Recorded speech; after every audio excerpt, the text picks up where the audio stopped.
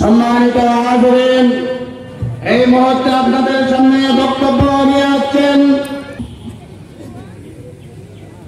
আসসালামু আলাইকুম ওয়া রাহমাতুল্লাহি ওয়া বারাকাতুহু। ইন্নাল হামদুলিল্লাহ ওয়াশ শুকরু লিল্লাহ ওয়াস সালাতু ওয়াস সালামু আলা রাসূলিল্লাহ। বাংলাদেশ জামাত ইসলামী 22 ইউনিয়ন কর্তৃক আয়োজিত আজকের বিশাল কর্মী সম্মেলনের সম্মানিত সভাপতি উপস্থিত আছেন জনাব আলী আহমেদ মাবরুর, সমাজ কল্যাণ মন্ত্রী শহীদ আলী আহসান মোহাম্মদ মুজাহিদের সুযোগ্য সন্তান।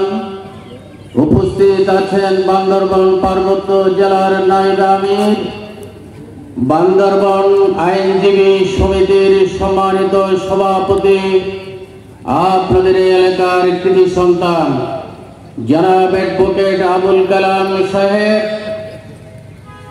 সম্মানিত নেতৃবৃন্দ, জামাত এবং ইসলামী ছাত্র শিবিরের আমার সামনে উপস্থিত শ্রদ্ধেয় মুরব্বিয়ানে কেরাম, মাইকের আওয়াজ যতটুকু যাচ্ছে সর্বস্তরের জনতা, সকলকে আন্তরিক ধন্যবাদ মোবারকবাদ জানাই।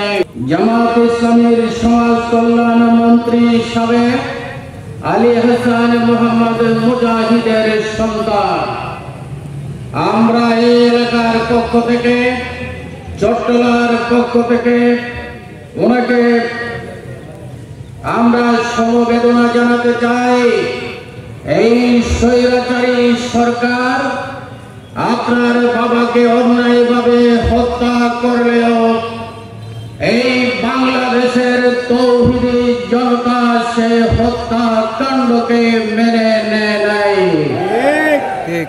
যে আলী হাসান মোহাম্মদ মুজাহিদ জনসভায় দাঁড়িয়ে বলতে পেরেছেন, মন্ত্রিত্বকালীন সময়ে সরকারের সেই কোষাগার থেকে 2 টাকাও আমার পকেটে ঢুকে নাই। এই বাংলাদেশের শুরু থেকে শেষ পর্যন্ত কোন মন্ত্রী এই কথা বলতে পারে নাই। বলতে পারবে বাংলাদেশ জামাত ইসলামের মন্ত্রী, এমপি, চেয়ারম্যান যারা আছে তারা। তাই আর হয়তো বাবা ডাকতে পারবেন না, বাবাকে সশরীরে দেখতে পারবেন না, কিন্তু বাংলাদেশের লক্ষ কোটি জনতা আপনার বাবার কবর জিয়ারত করে তার জন্য প্রতিদিন দোয়া করছেন।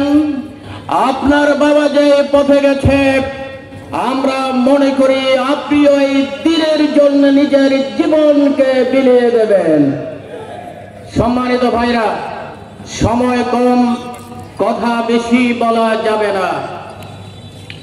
আমরা বৈষম্য বিরোধী আন্দোলন দেখেছি 52 সালে, বৈষম্য বিরোধী আন্দোলন দেখেছি সেই স্বাধীনতার 1971 সালে, আমরা বৈষম্য বিরোধী আন্দোলন আবার দেখেছি 2024 সালে 5ই আগস্টের মাধ্যমে। বারবার যারা স্বাধীনতার কথা বলে মানুষের স্বাধীনতাকে যারা ছিনিয়ে নিয়েছিল, যারা বাংলাদেশকে স্বাধীনতা বিরোধী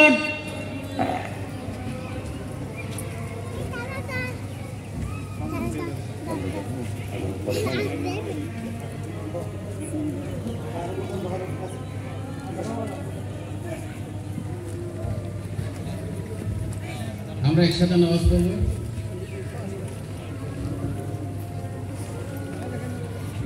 নামাজ সবাই আমরা এখানে পড়বো, বাইরের মাইক বন্ধ, আমরা নামাজ একসাথে পড়ব।